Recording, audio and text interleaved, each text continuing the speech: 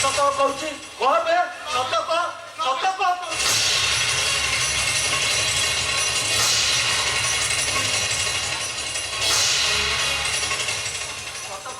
କିଛି ଜାଣିନି ଭାଇ ନା ଭାଇ ନା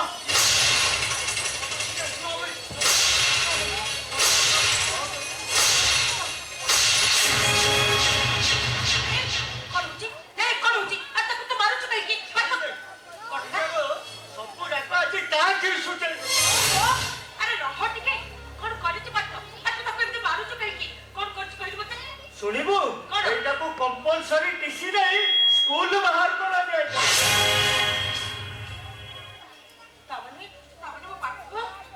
ଆଉ କୋଉଠି ପାଠ ପଢିପାରିବାନି ଲୋ କହାଣୀ ଦେଇଗଲା ଦେଖ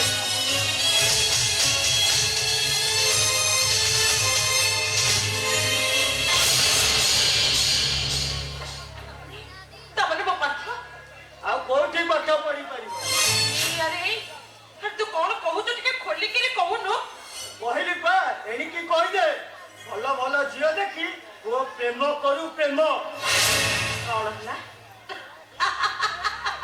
ଆରେ ତୁ କଣ ପାଗଳ ହେଇଗଲୁ ନା କଣ ମୋ ପାଠ ପୁଣି ପ୍ରେମ କରିବ ଆରେ ଏଡ଼ିକି ବକଟେ ପିଲା ଆଜି ଯାଏ କଳା ଛୁଆଙ୍କ ଭଳି ମୋ କୋଳରେ ମୁଣ୍ଡ ପୋଛି ଶୋଇବା ଛାଡ଼ିନି ସେ ବି ତ କଣଟା ଜାଣିଲାଣି ଯେ ତୁ ତାର ଏତେ ବଡ ମିଛ କଥାଟା କହୁଛୁ ବୋଉ କଣ ତୁ ମନେ ମନେ ଭାବୁଛୁ ତୋ ପୁଅ କଳା ଛୁଆ ହେଇ ଅଛି ହେଲେ ପିଅନ ଯାହା ସବୁ କହିଦେଲା ମୋ ଆଗରେ ସେ କଥା କଣ ମିଛ ପଚାର ତାକୁ ତୁ ନିଜେ ତାକୁ ପଚାର ମୁଁ ସତ କହୁଛି ନା ମିଛ କହୁଛି ବାସ୍ତବ ଆରେ ତାମାନେ ପାଠ ଆମର ପ୍ରେମ କରୁଛି ହେଇରେ ହେଇ ଶୁଣିବୁ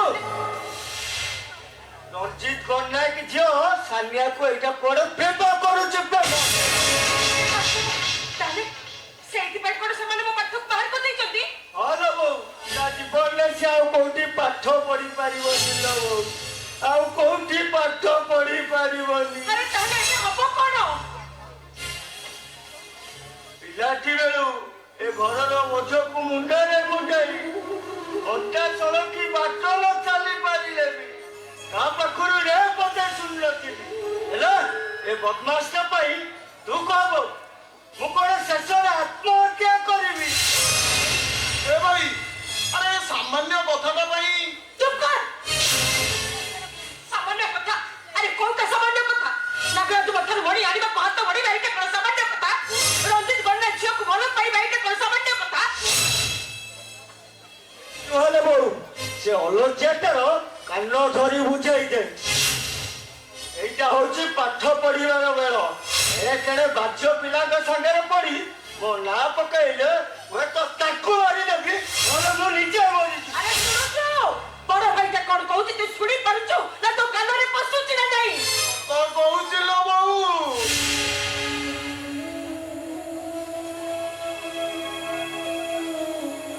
ସେ ପ୍ରେମ କଣ ମୁଁ କିଛି ଜାଣିନଥିଲି ହେଲେ ସବୁଦିନ ସେ ମୋ ସପନରେ ଆସେ ଆଉ ଅମର ଡାକି ସେ ମୋ ପାଖକୁ ଦୌଡ଼ି ଆସେ ଏବଂ ଆଉ ଗୁଣ୍ଡାମାନେ ତାକୁ ଧରି ହାଣି ପକଉଛନ୍ତି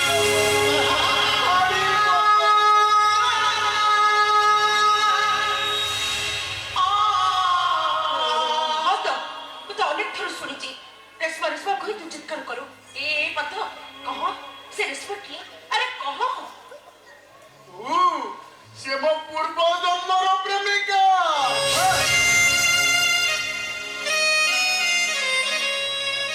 ଆଉ ମୋ 7 ଜନ୍ମର ଜୀବନ ସାଥୀ ଏବଂ ପୂର୍ବ ଜନ୍ମରେ ଆମେ ଦୁହେଁ ମିଶି ପାରିନଥିଲୁ ଲୋ ବୋଉ ସତ କହୁଛି ବୋଉ ପୂର୍ବ ଜନ୍ମର ସେ ଅସଫଳ ପ୍ରେମକୁ ସତ କରିବାକୁ ଆମେ ଦୁହେଁ ପୁଣି ଜନ୍ମ ନେଇଛୁ ଲୋ ବୋଉ ଏ ବୋଉ ତୁ କହ ସାନିଆକୁ ଭଲ ପାଇ ମୁଁ କଣ ଭୁଲ କରିଛି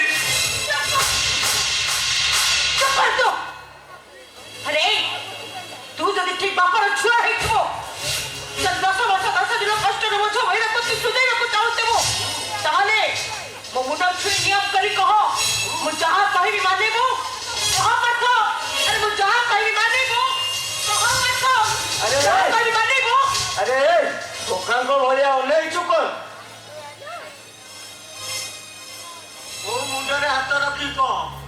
ଯାହା କହିବୁ ସତ କହିବୁ। ବୋଉ ମୁଁ ତ ମୁଣ୍ଡ ଛୁଇଁ ନିୟମ କରି କହୁଛି ବୋଉ, ତୁ ଯାହା କହିବୁ ମୁଁ ତୋ କଥା ନିଶ୍ଚୟ ରଖିବି। ତୁ ସେ ରଞ୍ଜିତ କନ୍ୟା ଝିଅ ସାନିଆକୁ ବାହା ହେଇପାରିବୁ? ବୋଉ ମହାପାଠ ମୋ ଛାତି ଭିତରେ ଯାଉଥିବା ନିଆଁକୁ ତୁ ନିଭେଇ ଦେଇପାରିବୁ? ମହାପାଠ ଆରେ କହ, ତୁ ପାରିବୁ ନା ନାହିଁ? ପାରିବି ଲୋ ବୋଉ, ମୁଁ ନିଶ୍ଚୟ ପାରିବି। ସେ ରଞ୍ଜିତ କନ୍ୟା ଝିଅ ସାନିଆକୁ ମୁଁ ନିଶ୍ଚୟ ଘରର ବୋହୂ କରି ଆଣିବି। ଏ ଭାଇ ସାନିଆ ଏ ଘରର ବୋହୂ ହବ, ଆଉ ମୁଁ ତାକୁ ଏ ଘରର ବୋହୂ କରି ଆଣିବି।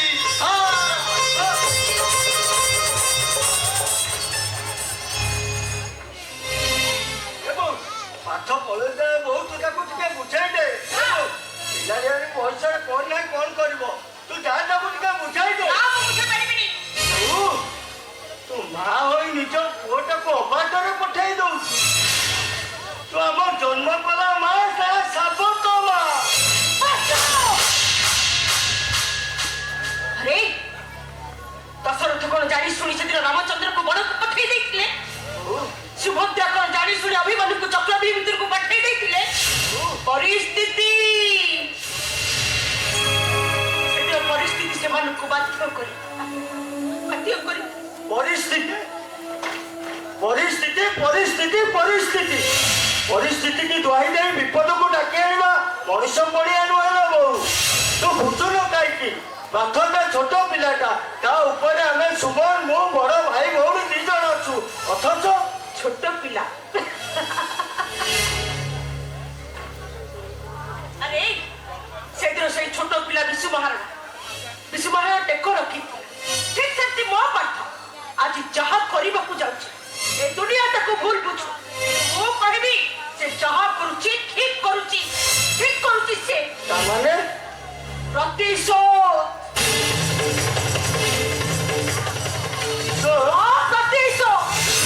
ସେ ରଞ୍ଜିତ କନ୍ୟା ତୋ ବାପାକୁ ମୋ ଠାରୁ ଛଡେଇ ନେଇ ସାରା ଜୀବନ ମତେ ଦହ ଗଜ କରିଦେଇଛି। ମୁଁ ବି ଠିକ ସେମିତି ତା ଝିଅକୁ ତା ପାଖରୁ ଛଡେଇ ନେବି। ତା ବଂଶ ବୁଢୀ ଆଦିରେ ମୁଁ କଳଙ୍କ ବଳିଦେବି। ମାଉସୀ ବାସ୍ତବ ଭାଇ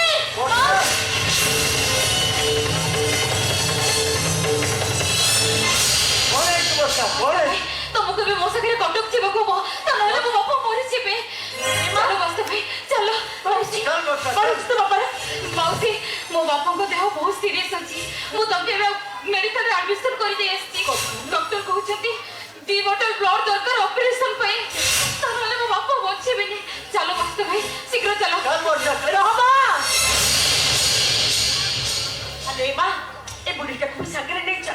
ମୋ ସନାତନ ଦେହ ଏତେ ଖରାପ, ମୁଁ ଏଠି ଘର ଭିତରେ ବସି ରହିବି। ଏ ମା ମୁଁ ମୋ ଦେହରୁ ରକ୍ତ ଦେଇ ମୋ ସନାତନକୁ ଭଲ କରିବି। ଚାଲ ମା ମତେ ବି ସାଙ୍ଗରେ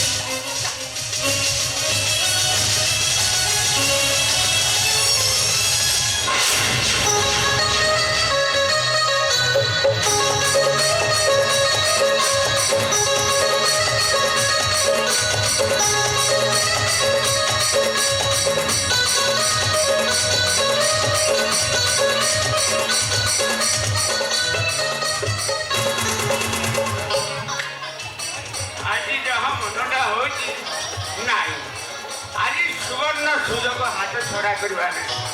ପ୍ରାକ୍ଟିକାଲରେ ମତେ ଆଜି କିଛି କରିବାକୁ ପଡ଼ିବ।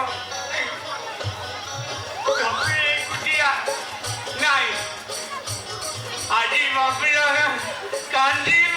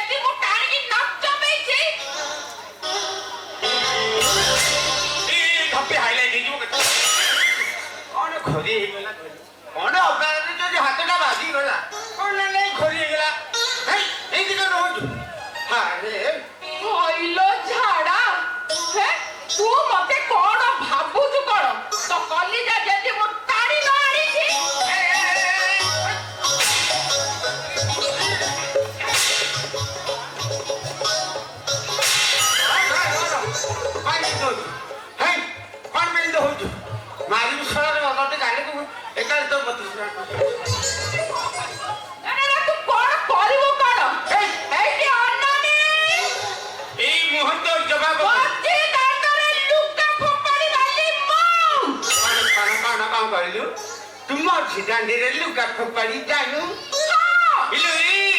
ତୁ ଯଦି ଝିଅ ପିଲାଟି ମଝି ଦାଣ୍ଡିରେ ଲୁଗା ଫୋପାଡ଼ିବୁ ମୁଁ ପୁଅ ପିଲାଟା ତାହେଲେ ଖୋଲିଲି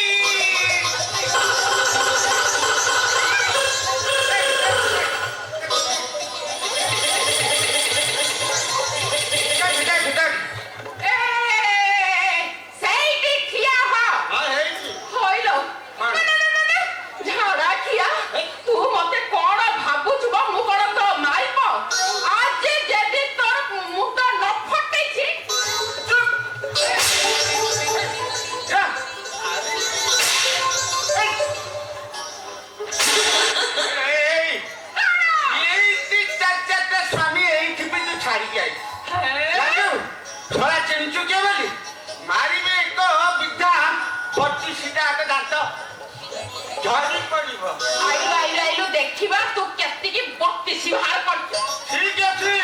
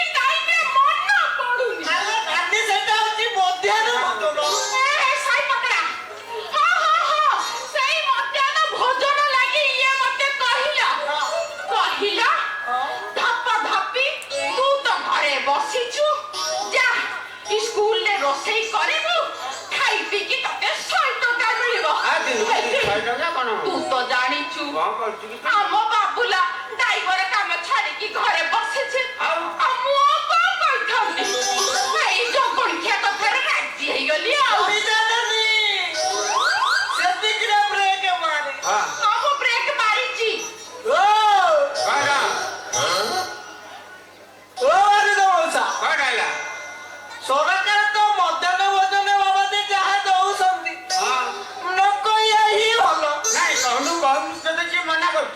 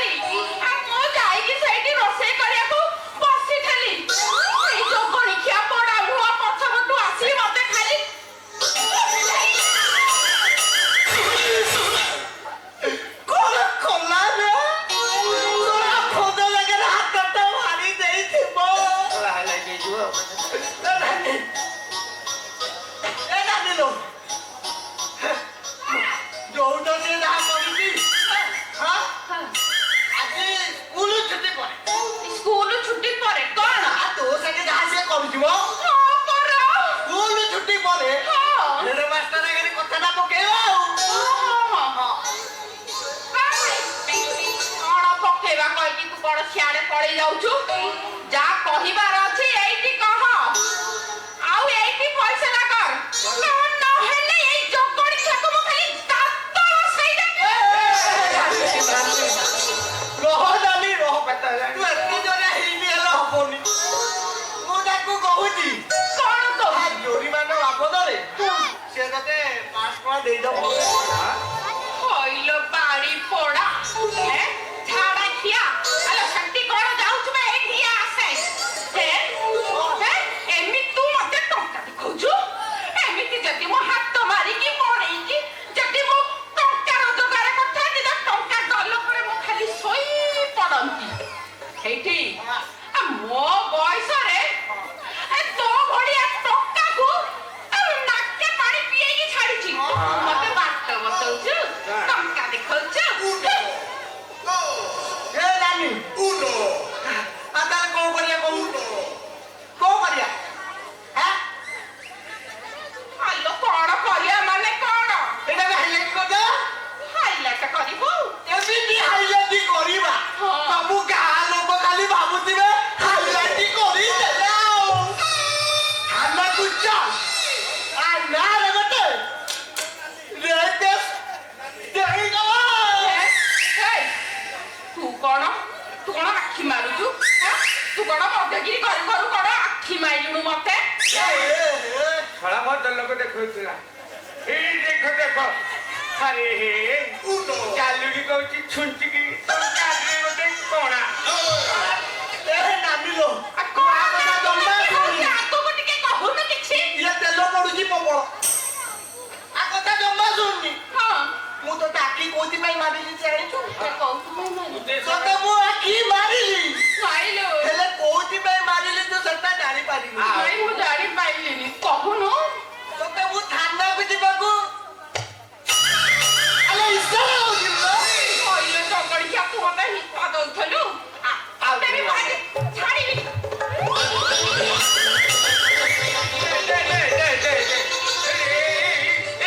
ଭଦ୍ର ଲୋକ ଦେଖଉଥିଲା ଏଇଠି ଭଦ୍ର ଲୋକ ଦେଖୁଥିଲା ନିଜେ ଏଇଲେ କଣ ଚୋରି ଆରେ ହେ ୟାର ପ୍ରବଳ ଦୋଷ ତାଙ୍କଠୁ ମୁଣ୍ଡ ପର୍ଯ୍ୟନ୍ତ କଣ ମୁଁ କାହିଁକି ଘରକୁ ଭୁଲ ମାଗି କଣ ବି ଭୁଲ ମାଗି ସଳା କି ଏତେ ଜାଗା ବୁଝିଲି ମରା ତରୁମାନ ଦଶ ବୁଆ ଘଟି ବାଡ଼େଇଆ ପିଅନ ଏଇ ବୁଝିଲି ମରା କି ଏତେ ଜାଗା ତରୁମାନ ଘଟି ବାଡ଼େଇଆ ଦଶର ବୁଆ ପିଅନ ଏଇ ବୁଝିଲି ମରା ଘଟି ବାଡ଼େଇଆ ଏତେ ଜାଗା ଦଶର ବୁଆ ତରୁମାନ ପିଅନ ଫଟକା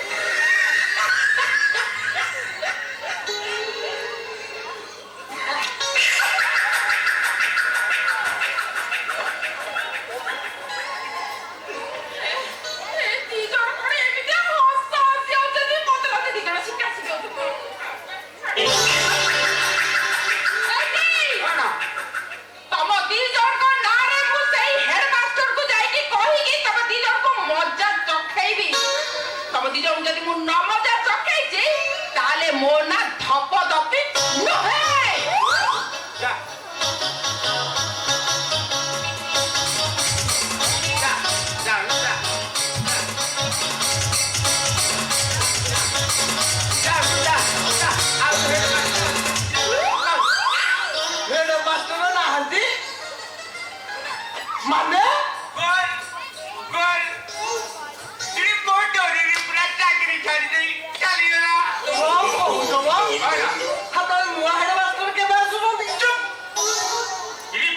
दिन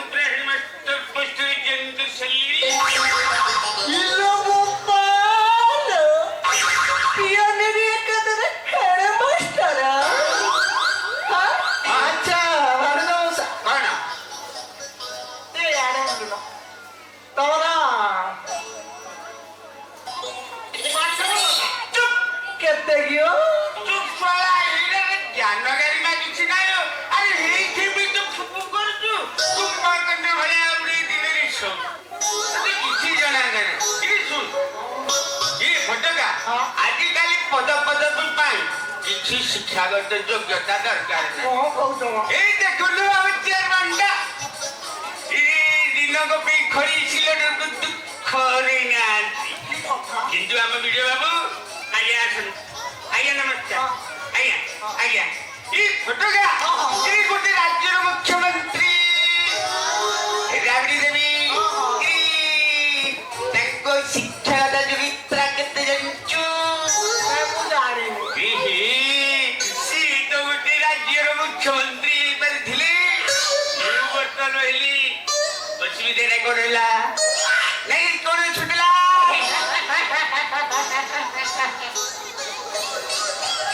ମଉସା, କଣ? ତମେ ଏଠି ଠିଆ ହେଇକି ହେଡମାଷ୍ଟର ହବା ସ୍ୱପ୍ନ ଦେଖୁଛ? ମୁଁ ଯାଇ ଦେଖିବା ଯେ ଦପ ଦପି ନାନୀ ରୋଷେଇ କେତେ ବାଟ ଗଲା ଆଉ।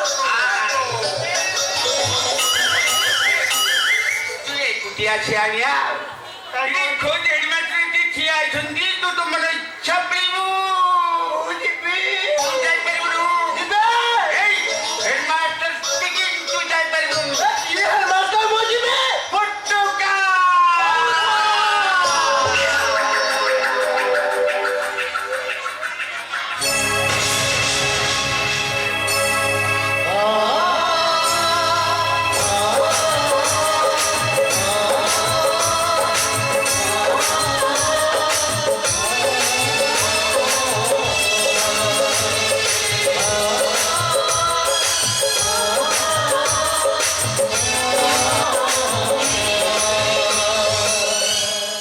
ଆଜି ମୋ ବାପାଙ୍କର ଜନ୍ମଦିନ। ପ୍ରତିବର୍ଷ ଜନ୍ମଦିନରେ ଆମେ ଭାଇ ଭଉଣୀ ଦି ଜଣ ତାଙ୍କ ଜନ୍ମଦିନକୁ ଖୁବ୍ ଖୁସିରେ କଟାଉ। ହେଲେ ମୋ ବାପା ଆଜି ମେଡିକାଲ ବେଡରେ। ଆଉ କିଛି ସମୟ ପରେ ଭାଇ ବୋଲେରୋ ଆସି ଘରେ ପହଞ୍ଚିବ। ମତେ ଯଦି ବାପାଙ୍କ କଥା ବୁଝିଲେ ମୁଁ ତାକୁ କଣ କହି ବୁଝେଇବି? କିଛି ବୁଝିପାରୁନି ମୁଁ। କିଛି ବୁଝିପାରୁନି। ବାପା ବାପା ବର୍ଷା এই দেখ ମୁଁ ଠିକ ଟାଇମରେ ଆସି ପହଞ୍ଚିଯାଇଛି ନା।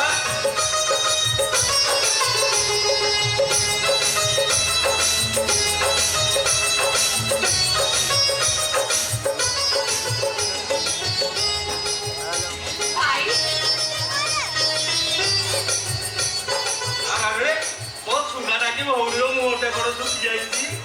ବୁଢ଼ୀଟେ ହେଇଟା ବାକଲା ବଳରେ ସିନ୍ଦୁର ଭାଇ ତୋର ସେ ଢଙ୍ଗ ଗଲେନି ନା। ଘରକୁ ଆସିବୁ ଆଗ ମୋ ସହିତ ବହେ ଝଡେଇବୁ। ହଉ ଛାଡ ସେ କଥା।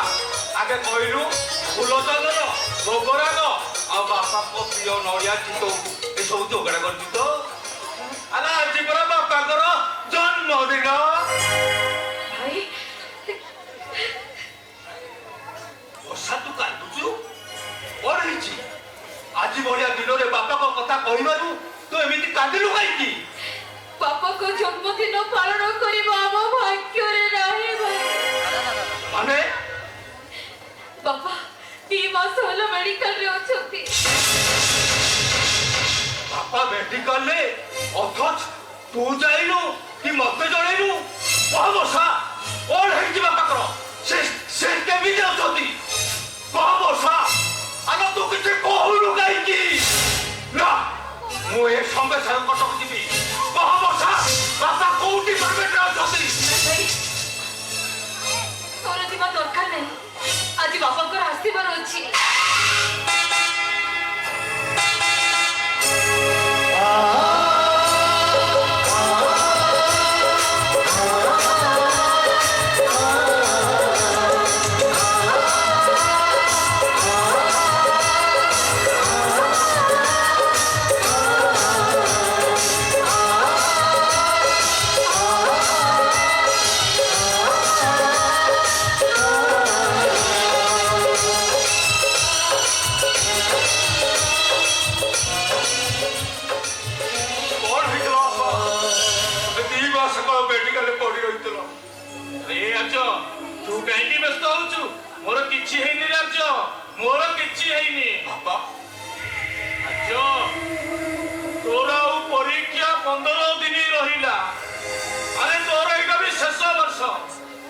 ତୁ ଏମିତି ତର ତର ହେଇ ଆସିଗଲୁ କାହିଁକି? 15 ଦିନ ପରେ ପରୀକ୍ଷା ଦେଇ ଆସିନଥାନ୍ତୁ? ଏମିତି ହେଲେ ତ ପରୀକ୍ଷା ଖରାପ ହେବରେ ଆର୍ଯ୍ୟ। ଧୀରେ ଧୀରେ ଛୁଟି ପଡ଼ିଲେ ତମେ ମତେ ଟେଲିଫୋନ କରି ଘରକୁ ଆସିବାକୁ କହ। ଆଉ ଘରକୁ ଆସି ହଷ୍ଟେଲ ଗଲା ବେଳେ ମତେ ବସ୍ ଷ୍ଟାଣ୍ଡ ପର୍ଯ୍ୟନ୍ତ ଛାଡ଼ିବାକୁ ଯାଇ ଟିକେ ପାଖିଲୁ ଲୁହ ଗଡ଼େଇ ପକାଅ।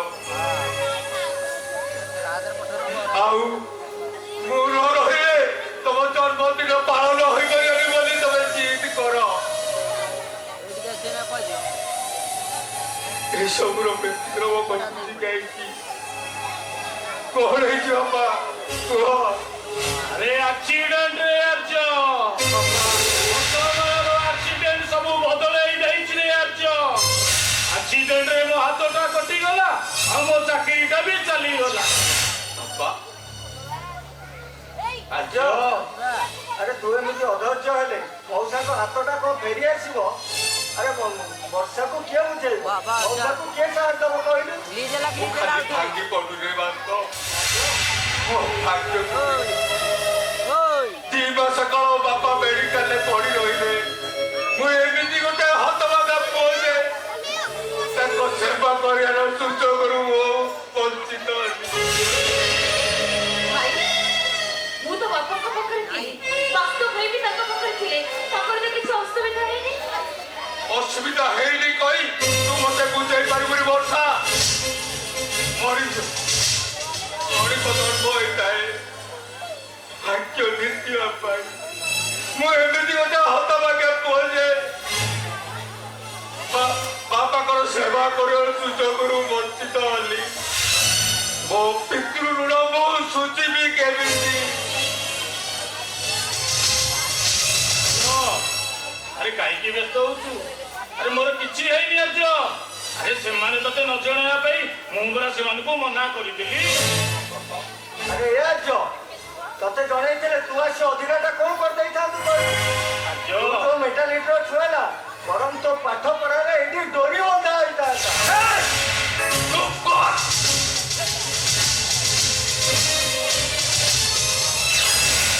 ମୋ ସାଙ୍ଗ ନା ତୋର ମୋର କୁଷ୍ଠ ସୁଦମାର ଯୋଡ଼ି, କ୍ଷୀର ଆଉ ନିରଳ ସମ୍ପର୍କ। ଭାଇ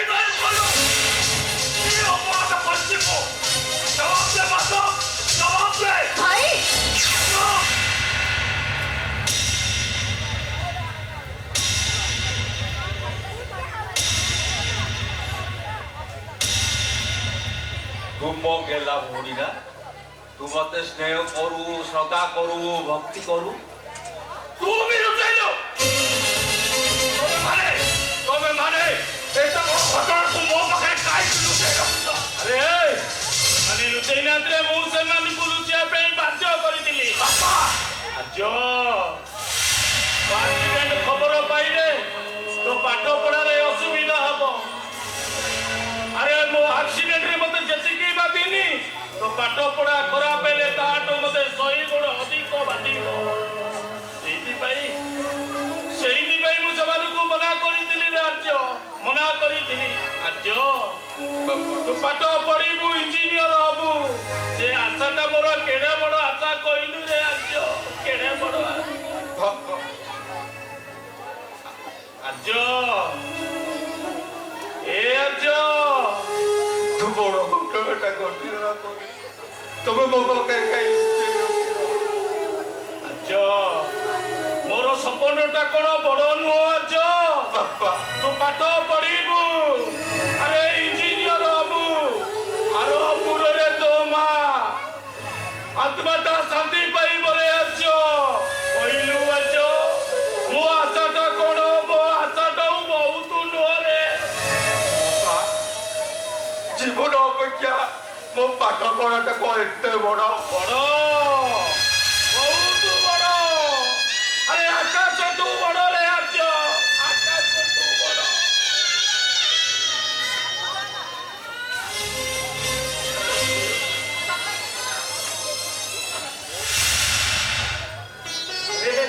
ଶାନ୍ତି ଭାଉଜ, ତମେ ଆସିଛ?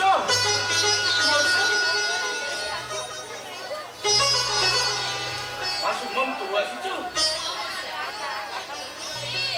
ତମେ ଆଜି ମେଡିକାଲ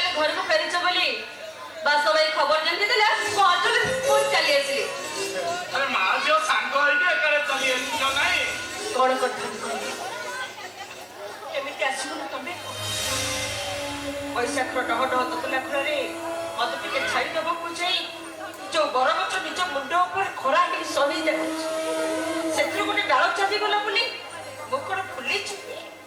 ସତୀ ଭାଉଜ କାହିଁ ତମେ ତ ତମ କଥା କହିଲନି ସତୀ ଭାଉଜ ତମେ ମୋର ପାଇଁ କଣ କରିଛ? ମା ସିନା ଛାତି ଲଗାଡ଼ି କ୍ଷୀର ଦିଏ ହେଲେ ତମେ ପରା ରକ୍ତ ନିଗାଡ଼ି ମତେ ବଞ୍ଚେଇଛ ଭାଉଜ ମତେ ତମେ ବଞ୍ଚେଇଛ ସନାତନ ତମେ କାନ୍ଦୁଛ? କାହିଁ ସତୀ ଭାଉଜ ସବୁ ପରେ ବି ମୁଁ ଗୋଟେ ବାପ ଏ ଦୁଃଖର ଲୁହ ନୁହ ସତୀ ଭାଉଜ ଏ ସବୁ ବରା ଖୁସିର ଲୁହ ଆନନ୍ଦର ଲୁହ? ହଁ ଆନନ୍ଦର ଲୁହ ଆରେ ହଁ ଏ ଆର୍ଯ୍ୟ ଏ ବାସ୍ତ ବର୍ଷା ସୁମନ ତମ ମାନଙ୍କୁ ଆଜି ମୁଁ ଗୋଟେ ସରପ୍ରାଇଜ ଦେବି ହଁ ସରପ୍ରାଇଜ ରେ ତମମାନେ ଏମିତି ଠିଆ ହେଇଛ କଣ ଆସ ମୋ ହାତ ଉପରେ ହାତ ରଖ ଆରେ ଆସ କହୁଛି ପରା ଆରେ ଆସ ସାଥୀ ଭାଉଜ ଆରେ ବର୍ଷା ସହିତ ବାସ୍ତବର ଆଉ ଆର୍ଯ୍ୟ ସହିତ ସୁମନର ବାହାଘର ହବ ଆର ତିଥିରେ ଆଉ ବୋହୁ ବଦଳ ହବ ବୋହୁ ବଦଳ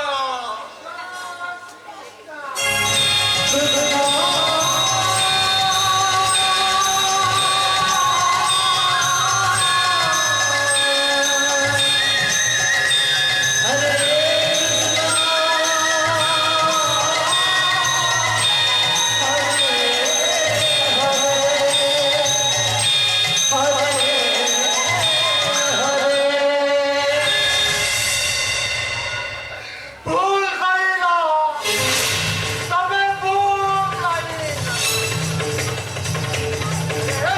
এ বাবু সিধা সিধা কাহাକୁ ନ କହି ସିଧା ଘର ଭିତରୁ ଚାଲି ଆସୁଛୁ ଆମେ ଯାଉଛୁ ନା ଦେଖିବୁ ଆମେ ନାମ ଯନ୍ତ୍ରଣା ବେତାର ଭୋଗ ବିକଳରେ ମୁଠାଏ ଭାତ ପାଇଁ ଯେତେବେଳେ ମଣିଷ ଚିତ୍କାର କରେ ସେତେବେଳେ ସପ୍ତାହର ଲୋକମାନେ ତାକୁ କହନ୍ତି ପାଗଳ ହଁ ମୁଁ ପାଗଳ ମୁଁ ଗୋଟେ ବଡ଼ ପାଗଳ ଏ ପାଗଳ ଚିପୁନା ଆରେ ତମେ ଦିଟା ସେ ପାଗଳ ଲୋକ ଉପରେ କାହିଁ ଲାଗୁଛ ପାଗଳ ଲୋକଟା ଏମିତି ଘରକୁ ପଶି ଯାଇଛି କଣ ଦିଟା ଖାଇଥିଲେ ଚାଲିଯିବନି ଆରେ ତମେ ଠିଆ ହେଇଛ କାହିଁକି ଆସ ଆରେ ଆସ କହୁଛି ପରା ମୋ ହାତ ଉପରେ ହାତ ରଖ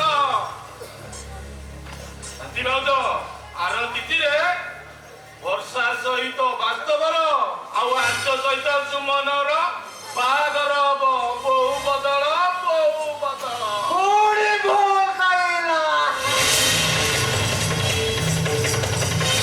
ପୁଣି ଭୁଲ କହିଲା ଏଇଟା ବୋହୁ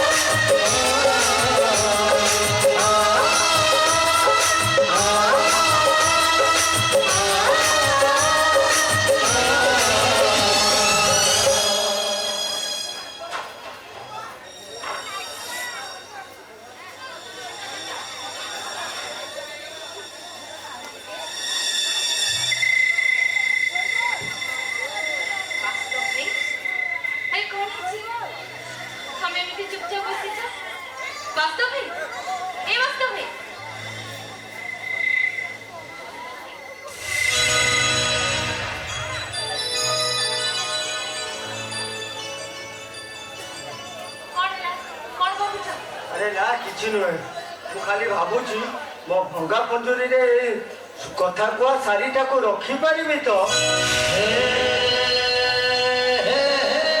ଆଉ ମୋ ଅଗଣାରେ ବସି ଶାଗ ପଖାଳ ତୁ ଖାଇପାରିବୁ ତ